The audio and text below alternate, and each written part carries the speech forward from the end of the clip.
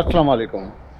मेरा नाम अलाबक सोलंकी है और सबसे पहले हम आप सबके बहुत ही शुक्रगुज़ार हैं कि आप सब ने हमारा हमारा पिछला व्लॉग यानी रानीकोट वाला बहुत पसंद किया, लाइक किया, शेयर किया और सब ने देखा। और आप सबकी बदौलत ही वो अच्छे रैंक पे जा रहा है और हम उम्मीद करते हैं और आगे जाएगा। तो आज भी एक अच्छे सफ़र पे चलते हैं। आज चलते हैं हम उमरकोट, और उमरकोट हैदराबाद से 153 किलोमीटर पे फासले पे है। तो इंशाल्लाह चलते हैं और आप सबका भी लेके चलते हैं। ये भी एक तारीख़ी मकाम है और उसकी हिस्ट्री भी आपको दिखा देंगे और इंशाल्लाह चलते हैं।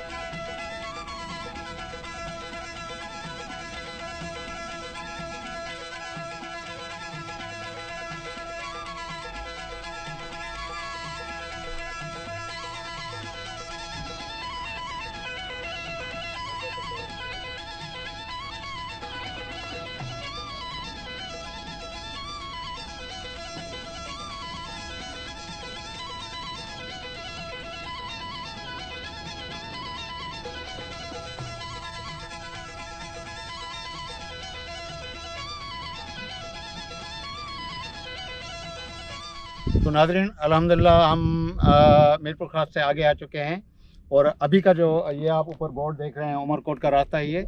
और तकरीबन 80 किलोमीटर के होंगे। और आज के हम इस सफ़र में हमारे साथ शामिल है हमारे दोस्त खालिद हुसैन बबर, शाहरुख हैं और मोहम्मद नोमान साहब हैं। तो इंशाल्लाह चलते हैं आगे का सफ़र। ये उमरकोट का है, ये उमरकोट 80 किलोमीटर आगे। तो गाड़ी में बैठते हैं तो इस सफ़र पे चलते हैं इंशाल्लाह।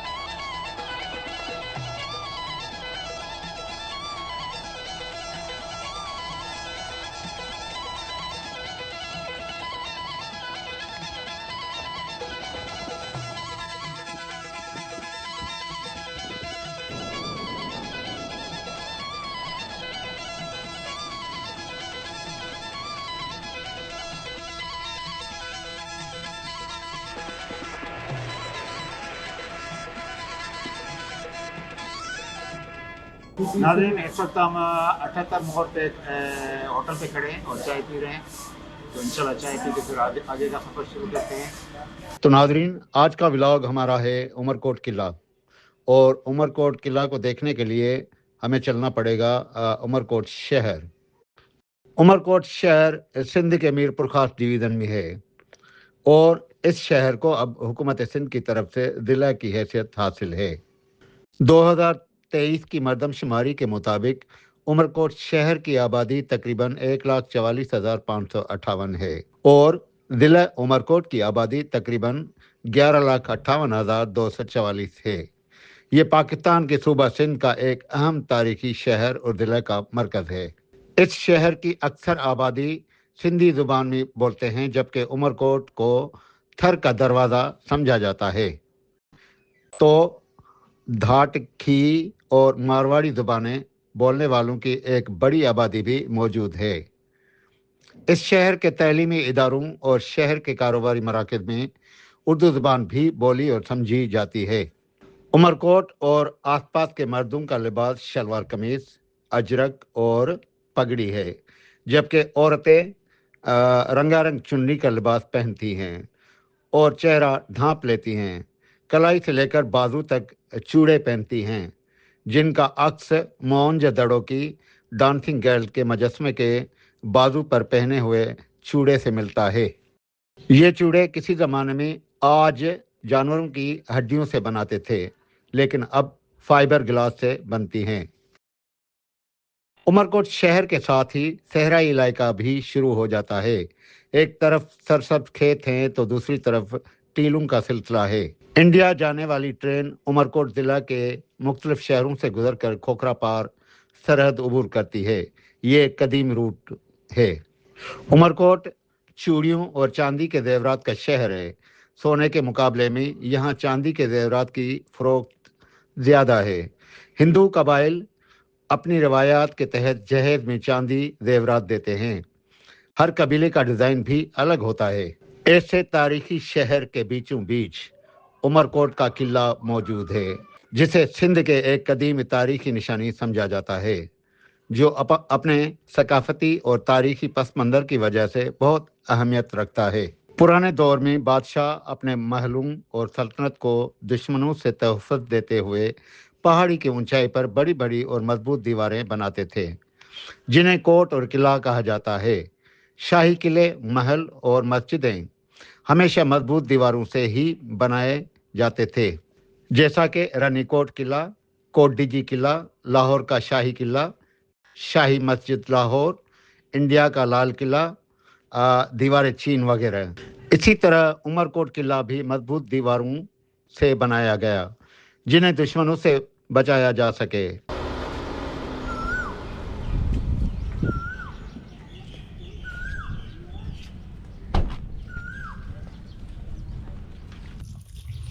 तो नाज़रीन, अल्हम्दुलिल्लाह इस वक्त हम उमरकोट किले के बीचों बीच पहुंच चुके हैं और ये सामने सेंट्रल चबूतरी है।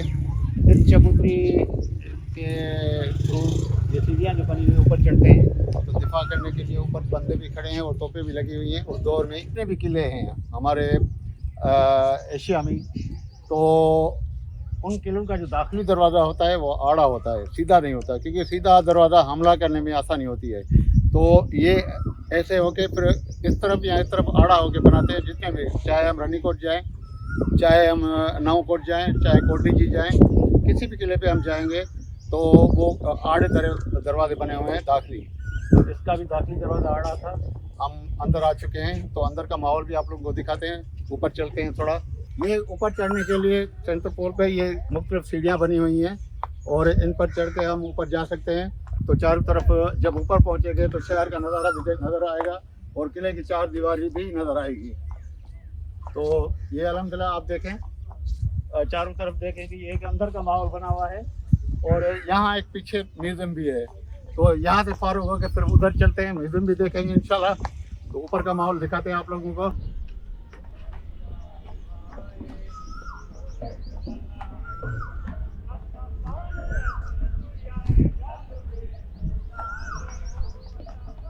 तो नाज़रीन, हम लोग इस चबूतरी के ऊपर पहुंच चुके हैं। तो चारों तरफ देखें, ये पूरा शहर नज़र आ रहा है नीचे और हम लोग ऊपर हैं। और एक बात की वजाहत करूंगा, पिछले व्लॉग में जो रानीकोट का व्लॉग था हमारा, उसमें मैंने इस तोप की बात की थी और इन खांचों की बात की थी। ऐसे इस पे बने हुए थे, जो मैंने हवाला दिया था कि ऐसे स्पेसिफिक तोपें रखते हैं। तो आप ये चारों तरफ घुमा के देखें तो ये तोपें लगी हुई हैं। हर तोप अपने अपने गैप में लगी हुई है। तो ये रानीकोट में हम जब घूम रहे थे तो वहाँ पर भी जो स्पेस थे वो इन तोपों के ही थे। और आज के दौर में अभी वो तोपें तो नहीं रही, स्पेस अभी वहाँ है, लेकिन यहाँ उमरकोट के इस किले में तोपें अभी भी मौजूद हैं। और ये सेंटर है, ये पोल है। इस पोल में उस दौर के जो हुक्मरान होते थे उनका झंडा लगा होता था। लेकिन इसकी ये जो झंडे की मिसाल है वो ऐसी है, तो जब कोई ऐसे ऐसे झंडे जो हैं और किले हैं उसमें भी लगे होते हैं। और ये इसलिए होता है, इसमें जो झंडा लगा होता है वो दूर से पता चलता है कि इस किले की हुक्मरानी किसके हाथ है। तो पुराने दौर में जब जंगें होती थी, जब कोई एक ग्रुप फतह करता था तो सबसे पहले आके ये झंडा अपना तब्दील करता था। तो ये हमने डॉक्यूमेंट्री में देखी है चीज़ें, फिल्मों में भी देखी है। तो ज़रा इस माहौल को देखें।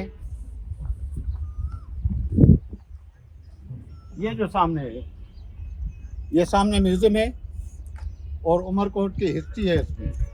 किले की चार दीवारी, और चार दीवारी इतनी चौड़ी है। हम जब रनीकोट में चले थे तब भी ये इतनी चौड़ी थी, क्योंकि ये पुराने दौर में मंजीनक मशीन होती थी जो पत्थर उठा के और दीवारें तोड़ने की कोशिश करती थी। तो उसके हिसाब से दिफा के लिए ऐसी मोटी मोटी बड़ी बड़ी दीवारें बनाई जाती थी।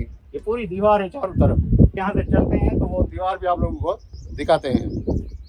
शहर का आप तो देखें, वो पूरे शहर में ऐसे हरा भरा शहर है और इस किले की चार दीवार के चारों तरफ शहर है और ये किला शहर के बीचों बीच है।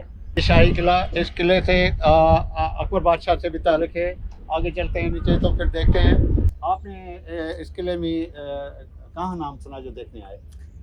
हम तो वैसे ही कोट गुलाम मोहम्मद के ये विजिटर हैं। हाँ, आप इनको घुमा रहे हैं। जी हाँ सर। तो थोड़ा बताएंगे हमें, जो आप, क्योंकि आप लोकल हैं। ये सर कदीमी कहानी है। मारवी थी एक पावर, कास्ट उसकी पामर थी। वो यहाँ पर किसी बकरार की बेटी थी। वो यहाँ ये बादशाह रहता था, उमर बादशाह। वो घूमते घूमते वो जंगल में गया तो खूबसूरत थी, उसके हुस्न पर आशिक हो गया। फिर उसको अचानक इश्क हो गया उसके साथ और उसको उठा के यहाँ लेके आया। ठीक है। तो उसने बड़ी कोशिश की कि इसको मनाऊं, राजी करूं अपने साथ लगाने के लिए, लेकिन वो मानी नहीं। वो हयादार और बापर्दा औरत थी, वो मानी नहीं। इसने जिद लगाया लेकिन वो मानी नहीं। फिर जब तंग हो गया, बहुत तंग होया, वो रोटी नहीं खा रही थी, खाना, इसने पूरे जवाहरात पैसे वगैरह देने की बहुत कोशिश की लेकिन नहीं मानी। फिर ये मजबूर होके उसको वापस छोड़ के आया। तो वहाँ उसकी मंगनी अपने मंगेतर के साथ बनी हुई थी। तो उसने शादी करवाई लोगों ने। नाज़रीन, ये एक भाई ने जो बताया, एक लोक दास्तान है उमर बारवी। इसका जिक्र हमारे शाह हज़रत भिटाई रहमतुल्लाह अलैह ने अपने रिसालों में, शायरी में भी किया है। और ये एक बहुत बड़ा किरदार है मारवी से। मारवी एक सिंध की लड़की थी और बहुत दिलेर और खुददार लड़की थी और इतनी मजबूत थी कि एक उमर जैसा बादशाह भी झुक गया उनके सामने। और उसने फिर आखिर में जब भाई ने जैसे हिस्ट्री बताई, तो उसने जब उठाया था, वो जब उनके साथ ना मानी तो आखिर में उसको चादर सर पर रख के उसको बहन बना के वापस भेज दिया। तो ये एक औरत की जीत है और एक किस्म की ऐसी औरत जीत है जो अपनी इज्जत बचाती है और जब अपने आप पे आती है तो ऐसी। लेकिन एक बात और भी है, उमर बादशाह जो था उठा तो ले गया, अगर वो अपने पे आता तो कुछ भी कर सकता था, लेकिन वो भी गैरतमंद मर्द था। उसने तब तक कोई बुरी हरकत नहीं की, कोई बुरी बात नहीं की जब तक वो उसको शादी के लिए आमादा कर रहा था। तो जब वो नहीं हुई तो उसको बहन बना के चादर डाल के उसको वापस इज्जत से भेज दिया। तो ये हमारे मुआशरे की दास्तान है और ये जो किला बना हुआ है उनका, उन्हीं की याद है। अच्छा, ये भी एक मशहूर बात है, जब उमर बादशाह ने मारवी को अगवा किया था तो इस किले में कैद किया था। उनका महल यहाँ था, इसी पर कैद किया था। और इस किले की एक और बात भी है, यहाँ पर अकबर बादशाह की पैदाइश भी हुई है। तो वो चल के उनकी जाए पैदाइश भी आप लोगों को दिखाते हैं। तो ये थोड़ा बहुत इनसे तारुफ हो गया, उनका बात भी आपसे हो गई। तो अलहम्दुलिल्लाह खदाबाद हैं, खुश रहें।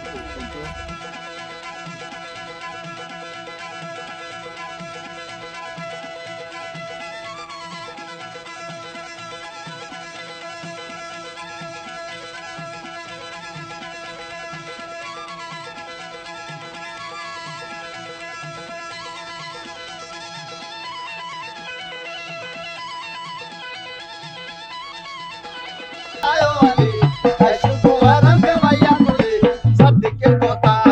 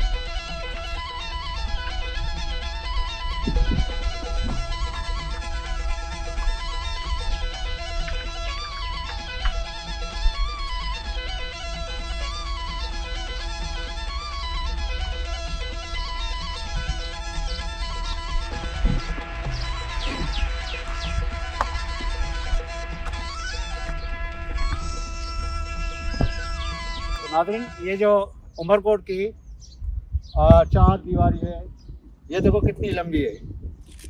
ये दीवार है, ये दीवार उमरकोट की ऐसी दीवार है जो रानीकोट से भी दुगनी है।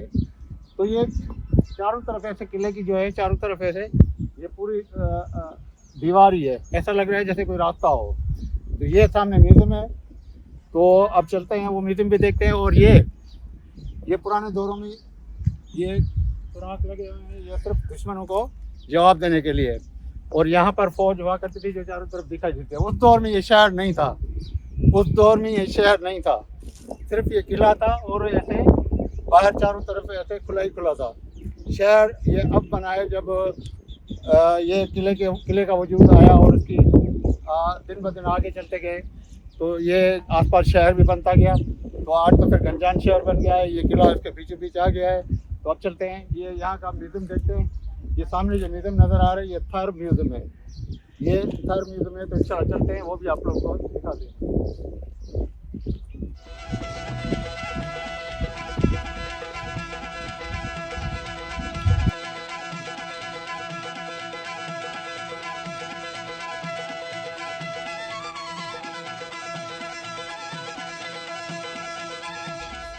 तो नाज़रीन, इस वक्त हम ये म्यूज़ियम के अहाते में आ गए हैं। ये थर म्यूज़ियम है जो उमरकोट के इस किले में है। और अंदर चलते हैं तो म्यूज़ियम की आपके दूसरी अच्छा भी दिखाते हैं। यहाँ पर ये रोक दातन जितनी भी हैं वो उनके मॉडल भी बने हुए हैं और पुराने दौर की जो अशिया हैं वो भी मौजूद हैं। तो चलें अब उनको वो दिखाते हैं।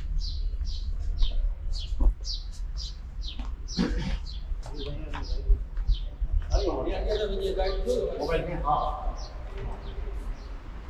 तो नाज़रीन, ये कुछ देर पहले हम किले के ऊपर जिस चीज़ का जिक्र कर रहे थे कि ये लोक दातान सिंध का उमर मारवी, तो ये उमर मारवी का मॉडल बना हुआ है। ये उमर बादशाह है और वो मारवी है और वो दासी है। दासी अपने जेवरात लेके आई है ताइफ के लिए, उनको देने के लिए, लेकिन वो इनकार कर रही है कि मुझे ये चीज़ें नहीं चाहिए। तो ये लोक दातान का एक मॉडल है उमर मारवी का। तो शानदार मॉडल नजर आ रहा है और अच्छा मॉडल नजर आ रहा है। तो कहानी बयान करता है, ये पूरी लोक दातान बयान करता है। उमर मारवी का कितना जो शाद में भी बेटा नजर आ गए दातान की है अपनी शायरी में। तो ये मॉडल बना हुआ है इसका। तो नाज़रीन, ये आम रवाजी तौर पे जो हमारे किर्त है, जो धंधे होते हैं, तो उनका एक अक्स है। तो ये एक लोहार है जो अपना काम कर रहा है, उसका मॉडल बना हुआ है। आप इसको अच्छी तरह से देख लें। और ये कैमरा की आंख से आप लोगों को भी दिखा रहे हैं। ये एक पूरा सबक है हम सब लोगों के लिए कि मेहनत में अजमत है। और ये लोहार अपना काम कर रहा है, उसकी अकेले काम नहीं कर रहा है, उसकी बेगम भी उसके साथ काम कर रही है। तो ये एक अच्छा मॉडल बना हुआ है। ये एक कुम्हार है, कुम्हार अपना काम कर रहा है, वो मटकियाँ बना रहा है और आसपास उसकी मटकियाँ रखी हुई है। ये भी एक रोज़गार है, एक किर्त है। और ये इसकी बेगम है जो मटकी उठा के रख रही है। कच्ची मटकी जो बना के उठाते हैं तो फिर कहीं और रखते हैं सुखाने के लिए। तो ये बनाता जा रहा है, वो लेती जा रही है और रखती जा रही है। एक अच्छा मॉडल है और इसमें भी एक बड़ा अच्छा सबक है। तो ये एक कारपेंटर है जो अपना काम कर रहा है और एक वो चारपाई बना रहा है। तो ये भी एक धंधा है जो हमारे मुआशरे में और हमारे माहौल में मिलता है। ये हमारी सिंध की रवायत, सिर्फ थर में नहीं पूरी सिंध में गांव गोठों में जो होता है, घर की औरतें इसी तरह का काम करती हैं। सुबह के टाइम पे चावल पीसती हैं, आटा गंदम पीसती हैं और इस पे वो दूध बनाती हैं। तो ये एक सुबह सुबह का काम होता है गांव का। और ये उसका बड़ा अच्छा अक्स बना हुआ है, ये एक बड़ा अच्छा मॉडल है। तो ये हमारे रूटीन की एक सुबह का माहौल दिया हुआ है इस मॉडल में। ये एक सपेरा है और शाम के साथ वो बीन बजा के खेल रहा है। ये भी हमारे समाज का एक हिस्सा है और अक्सर हमारे आसपास के गांव गोठों में, शहरों में चलते फिरते इस तरह के नज़ारे आपको नज़र आते होंगे। तो ये एक मॉडल बना हुआ है, तो उसको वो दिखा रहे हैं। और पीछे एक गांव का माहौल भी बना हुआ है थर का। ये उमरकोट का मॉडल बना हुआ है, उमरकोट की तस्वीर बनी हुई है। ये उमरकोट का कल्चर है, ये उमरकोट का कल्चर है। और इसी में ये थर के घर हैं जो चबूतरियाँ होती हैं, और ऊपर ये जो बनी हुई है गड्डी भित्ते, ये मिट्टी में मिलेगी हमें। ये नावकोट है, नावकोट जो आगे का किला है, एक नावकोट का गांव है, और तो वहाँ एक किला बना हुआ है, उसका नाम नावकोट है। तो ये वो किला है।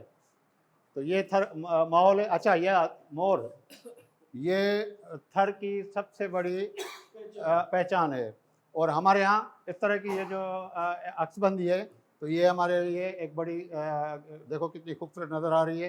तो ये भी एक गांव की थर की औरत है जो अपने लिबास में और घर का काम कर रही है, और ये कमीज बना रही है, उनका गले का डिज़ाइन बना रही है। और ये थरी लिबास यहाँ का, थर का जो थर की औरतें होती हैं वो ये लिबास पहनती हैं। इसके ऊपर कढ़ाई की होती है, इसको चुनरी बोलते हैं। और इस चुनरी के पे जो काम होता है हाथ का, वो कई दिनों का काम होता है, एक दिन का काम नहीं है। सादा कपड़ा लेते हैं, फिर यहाँ औरतें खुद ही ये बनाती हैं। ये बलोची ड्रेस है, ये थरी ड्रेस आ गई। बलोची और थर की लिबास एक दूसरे से मिलती जुलती हैं। ये साड़ी है, ये साड़ी है जो आम रवाजी तौर पे हमारे शहरों में भी इस्तेमाल होती है, लेकिन पुराने दौर में इसके जो बड़ी बड़ी फैमिलियाँ होती थी, बड़े बड़े ख़ानदान होते थे, वो इस तरह का घर में लिबास पहनते थे। ये सुमरा लिबास है जो आज के दौर में भी हमारे पास आंखों के सामने है, और ये थरी लिबास है। इसमें वही हाथ का काम नज़र आएगा, चुन्नी नज़र आएगी, लेकिन गले पे कमीज़ के गले पे मुख्तलिफ काम किया हुआ है जो हाथ का किया हुआ है। तो इस औरत को भी ऐसा ही लिबास पहना हुआ है, इसको थरी लिबास बोलते हैं।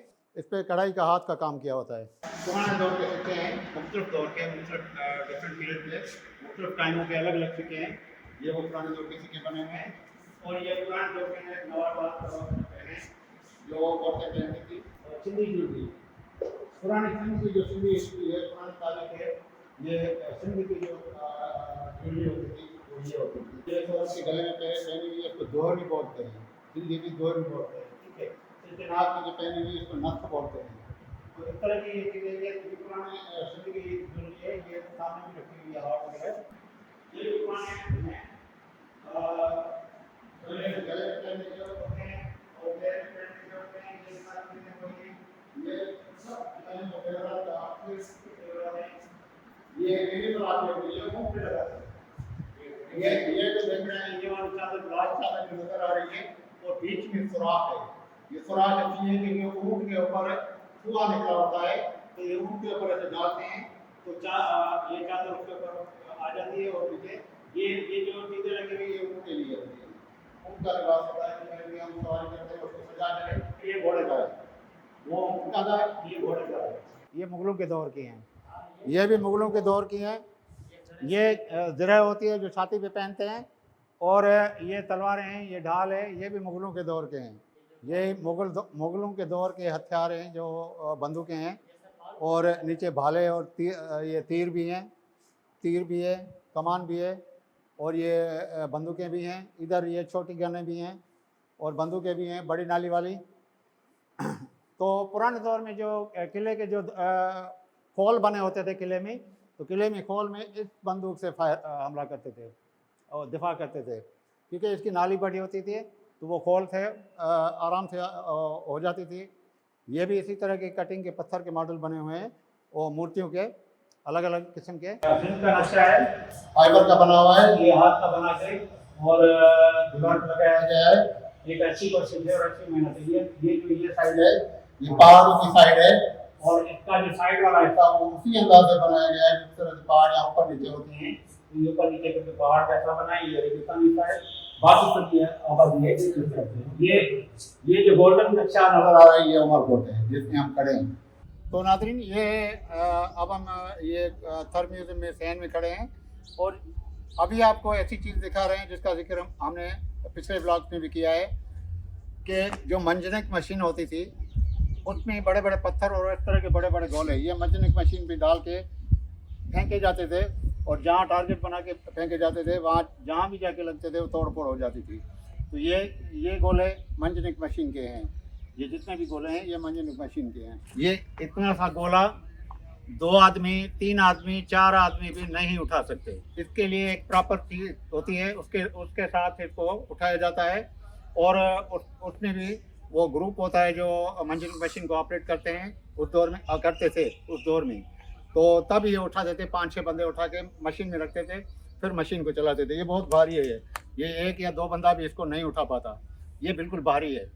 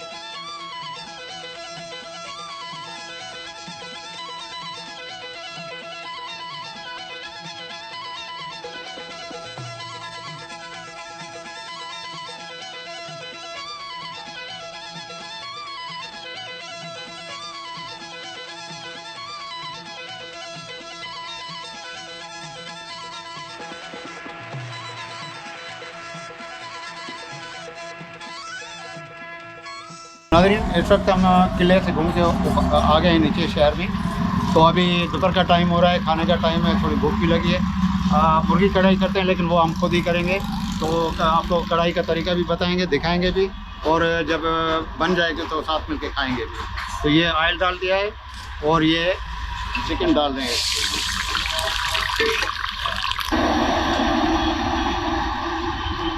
नमक डाल दें,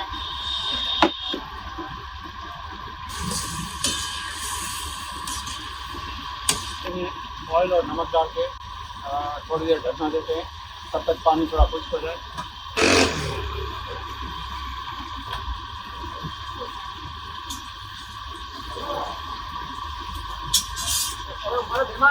ये ऑयल, चिकन और नमक डालने के बाद थोड़ी देर प्याज डाल दिए।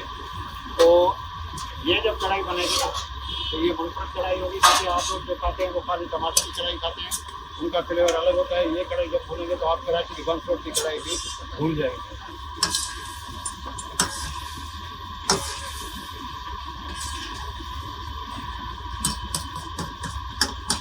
तो नाज़रीन, ये हल्की गोल्डन हो गई है, तो इसमें हम अब टमाटर डाल रहे हैं। और 1 किलो मुर्गी में आधा किलो टमाटर है, और लहसुन और अदरक का पेस्ट, हल्का सा पानी डालेंगे।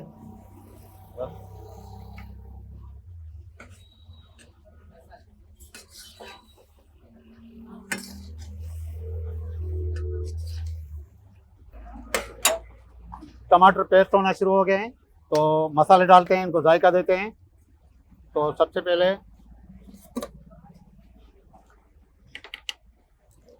काली मिर्च 1.5 चम्मच, 1 चम्मच लाल मिर्च, आधा चम्मच हल्दी पाउडर, और धनिया 2 चम्मच। ये धनिया जो होती है ये कढ़ाई की जान होती है। सूखी धनिया पाउडर, ये जितनी डालेंगे तो दानेदार कढ़ाई बनेगी, और कढ़ाई का लुक भी अच्छा आएगा और टेस्ट भी अच्छा आएगा।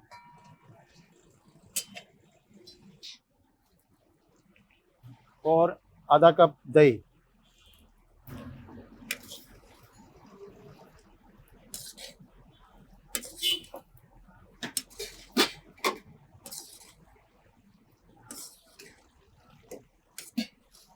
आधी चम्मच गरम मसाला,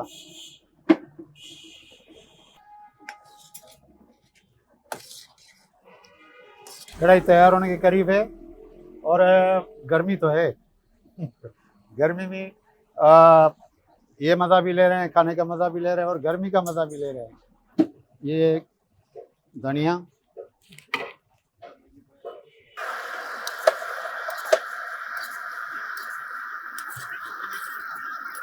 और माशाल्लाह से अब तैयार है। अब हम डिश आउट करने के करीब हैं, तो डिश आउट करते हैं और फिर खाते भी हैं। आग को बंद कर दिया, कढ़ाई तैयार है, इंशाल्लाह निकाल के डिश आउट करके खाते हैं। तो ये माशाल्लाह से खाना आ गया और अब खाते हैं और आपको भी सलाह है आप भी खाएं। तो ये आज अपने हाथ से बनाया और खुद ही खा रहे हैं, खुद ही पकाया है। तो इंशाल्लाह ये भी आज से खुद का व्लॉग भी शामिल हो गया। तो इंशाल्लाह आगे चल के इस तरह के कई और चीज़ें बनाएंगे।